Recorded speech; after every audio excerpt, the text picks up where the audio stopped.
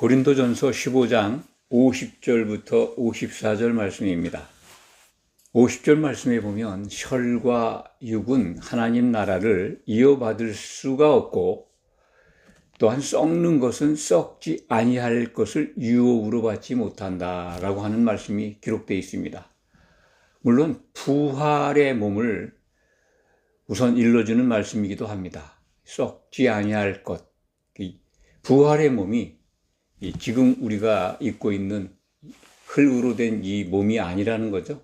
영계에 속한 천사들은 혈과 육이 없습니다. 영계에 속한 존재에는 혈과 육이 없습니다. 그렇기 때문에 우리 몸은 반드시 부활해야 된다라고 하는 것을 일러주는 말씀이죠. 혈과 육은 썩죠. 사람이 생명이 끊어지면 부패하게 되어 있습니다. 그래서 흙으로 돌아갑니다. 하나님이 정하신 섭리입니다. 원래 인간의 몸이 그렇게 돌아가도록 설정해 놓으셨습니다. 흙에서 나왔으니까 흙으로 돌아가는 건 당연합니다.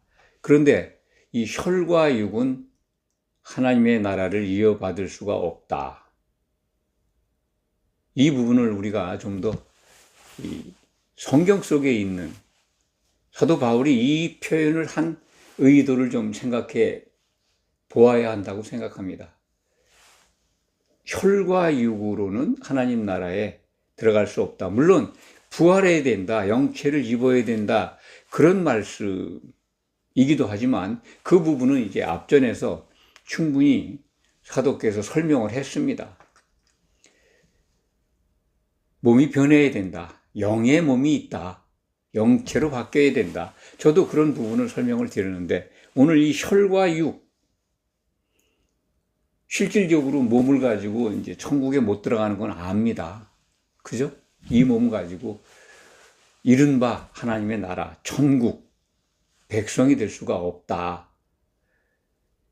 그러니까 이어받지 못한다고 하는 것은 상속자가 못 된다는 말씀 아닙니까?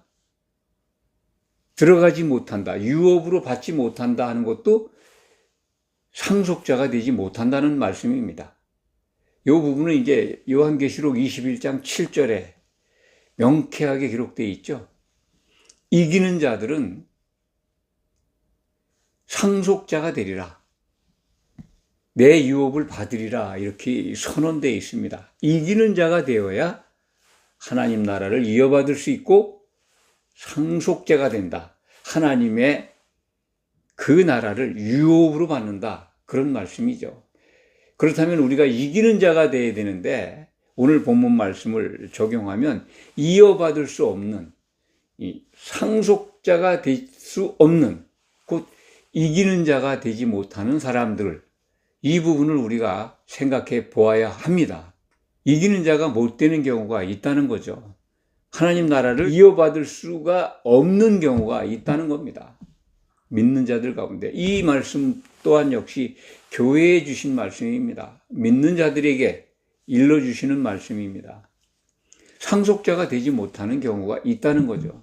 이 부분도 많은 분들, 대부분 기독인들이라면 알고 있을 겁니다. 저는 이 부분을 굉장히 많이 강조했습니다. 이기는 자가 되지 못하면 하나님의 아들이 상속자가 되지 못한다라고 강조했습니다. 혈과 육에 속한 신앙을 갖고 있다면 안 된다는 뜻도 포함되어 있습니다.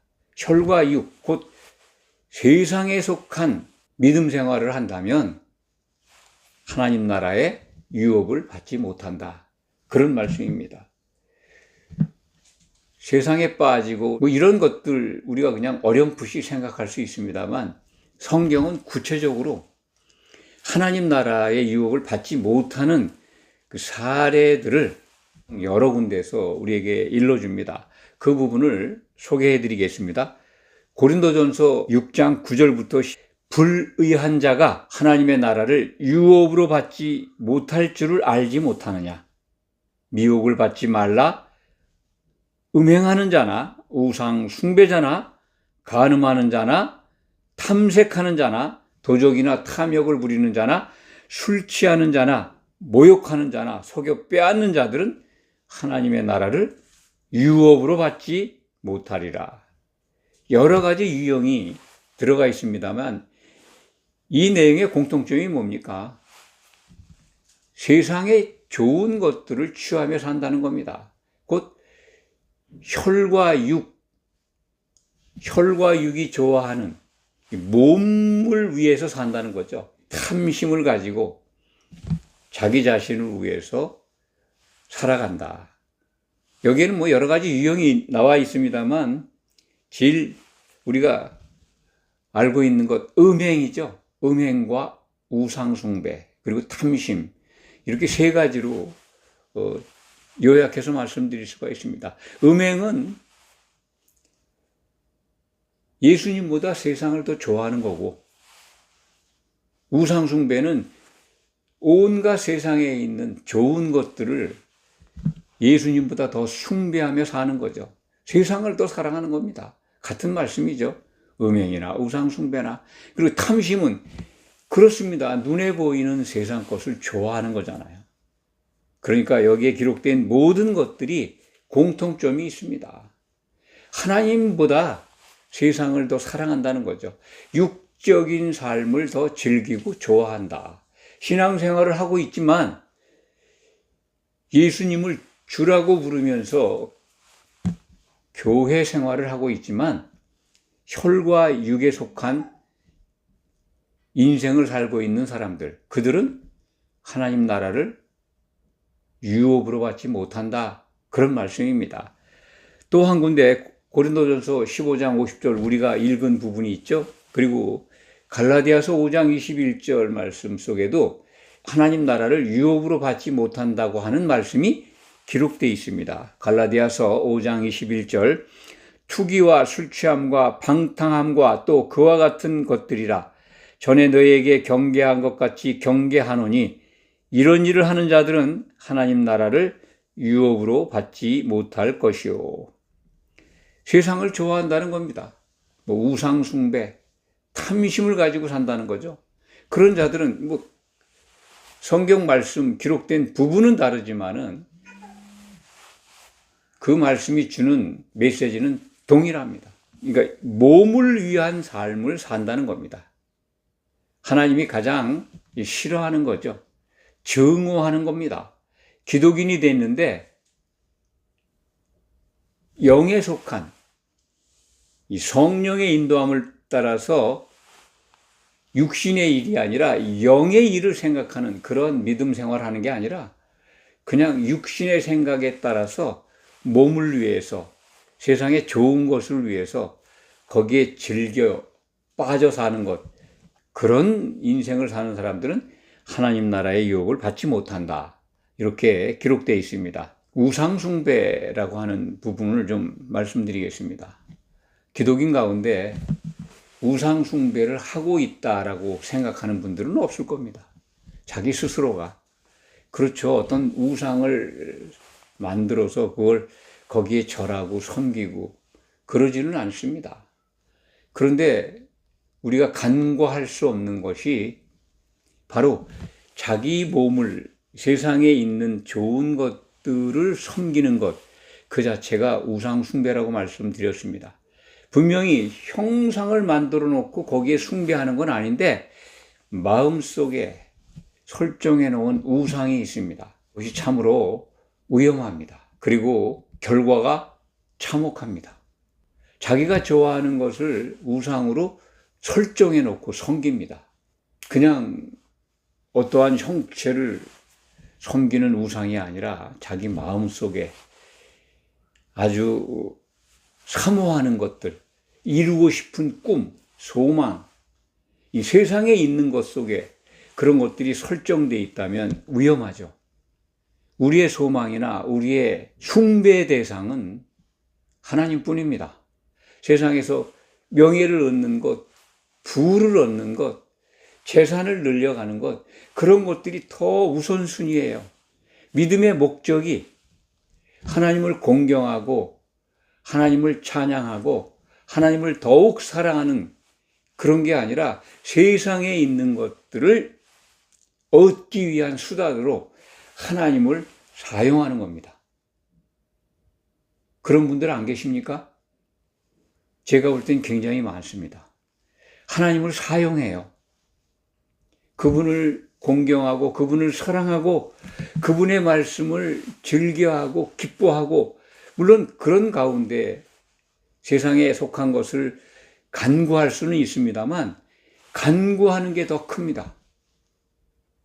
세상에 속한 것, 그것이 이루어지기를 갈망하는 그러한 그 잘못된 믿음이 더 커서 자기가 만든 신에 종속되는 그러한 사이비 믿음으로 빠지는 경우가 있습니다. 그렇지 않길 바랍니다. 사람들은 자기가 만든 신에 착각을 합니다. 그것을 숭배하고 있는지 그것조차도 인지하지 못합니다. 신앙생활 잘하고 있다라고 생각을 하겠죠. 그것은 거의 다 육적인 욕망에서 나오는 겁니다. 탐심에서 나오는 거예요. 하나님보다 세상 것, 그 외의 것들을 더, 하나님보다 그 외의 것들, 자기 주변에 나타나 있는 환경들, 그것이 개선되기를 갈망하고 기대하는 것은 좋습니다만 그것들이 이루어지는 게 더 하나님께로부터 받는 복이라고 생각을 하고 그것을 우상화시켜 믿는다면 아주 불행한 결과를 초래할 수가 있습니다. 여기에 참 많은 분들이 빠져갑니다. 그건 누가 주는 걸까요? 세상 것 좋아하게 하고 그것에 빠지게 하고 그것을 위해서 학수고대하고, 그런 순간에는 하나님은 그것을 이루어주는 대상일 뿐이에요. 섬기는 우리의 믿음의 목적, 하나님이 아니라 내 목적을 이루어주시는 내 욕구를, 내 욕망을 충족시켜주는 대상일 뿐입니다. 그 순간에는. 그러면 안 되죠. 어떤 것보다도 믿음의 목표, 하나님을 사랑하는 것, 그거 이상 더 좋아하고 더 빠지고 더 사모할 게 없습니다. 기독인이 정말로 사모해야 된다는 것은 예수님이 오시는 것, 그거 갈망하는 겁니다. 이 주님이 오셔서 하나님의 계획이 이루어지고 우리가 약속한 대로 그리스도의 나라에 들어가서 왕 노릇하고, 그리고 새 예루살렘 도성에 가서 하나님과 더불어 세세무궁 사는 겁니다. 이 땅에 있는 것들이 삶의 목적이라면, 세상에 사는 것, 그런 것들, 보이는 것들이 우리 삶의 목적이라면 가장 불쌍한 사람이라고요. 그것뿐이라면. 기독인은 그렇지 않다는 겁니다.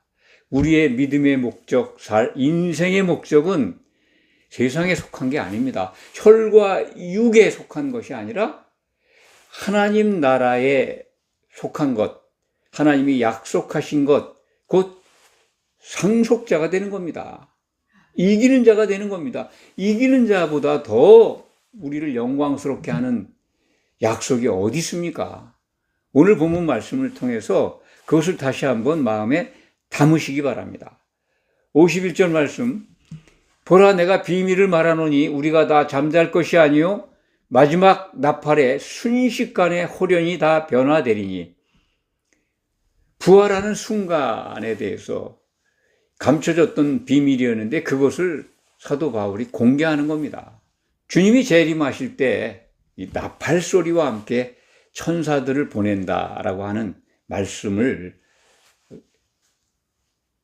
마태복음 24장 31절에 주님이 공생의 기간 중에 약속하신 거죠. 내가 다시 올 때 나팔 소리와 함께 천사들을 보내서 택한 자들을 불러 모으겠다. 공중으로 휴거시키겠다. 그런 말씀이죠. 그런 말씀이 있는 가운데 이제 비밀, 정말 예수님이 오실 때는 나팔이 불린다. 요한계시록 10장 7절에 우리의 궁금증을 풀어주는 말씀이 기록되어 있습니다. 일곱째 천사가 소리내는 날 생략하고 하나님이 그의 종 선지자들에게 전하신 복음과 같이 그 하나님의 비밀이 이루어지리라. 그러니까 일곱째 천사가 나팔을 부는 그날에 그때부터 선지자 곧 사도들에게 전하신 하나님의 복음의 비밀이 이루어진다는 겁니다. 복음의 비밀이 뭘까요? 비밀이 자꾸 나오는데 바로 에베소서 5장 31절 32절에 기록된 그리스도와 교회의 결혼입니다. 어린 양과 신부의 결혼, 그것이 이루어진다는 겁니다. 그러려면 나팔이 불려야 되고 부활 휴거돼서 그리스도 심판대 앞에 서야 합니다. 결혼식을 위해서.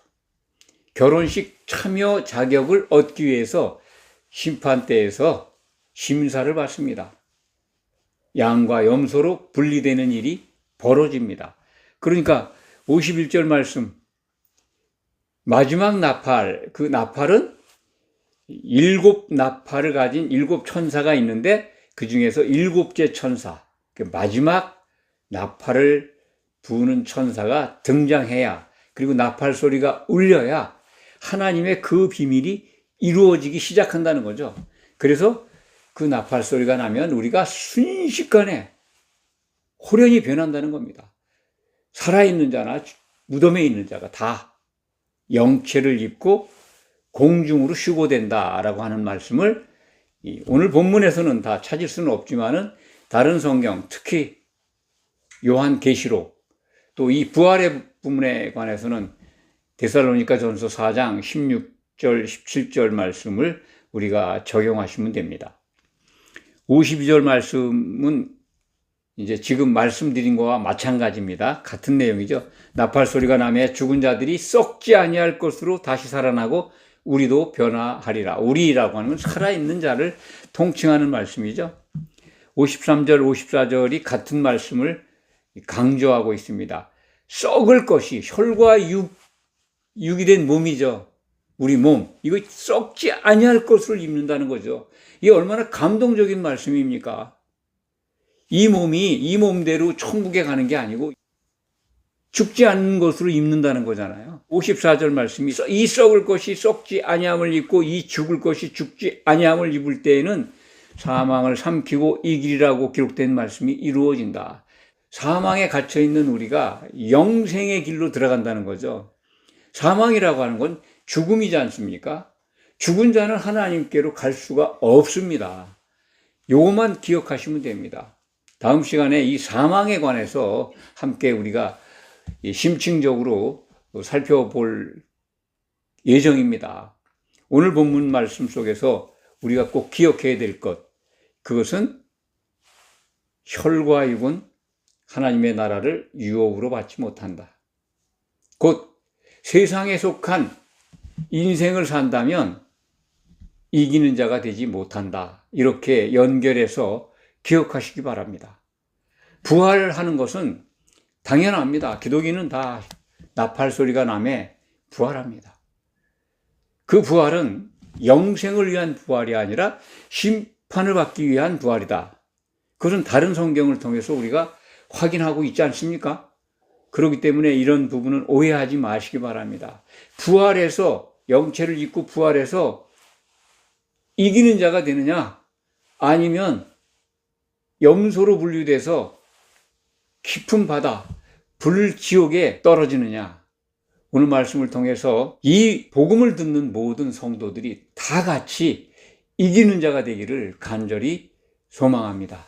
기도하겠습니다.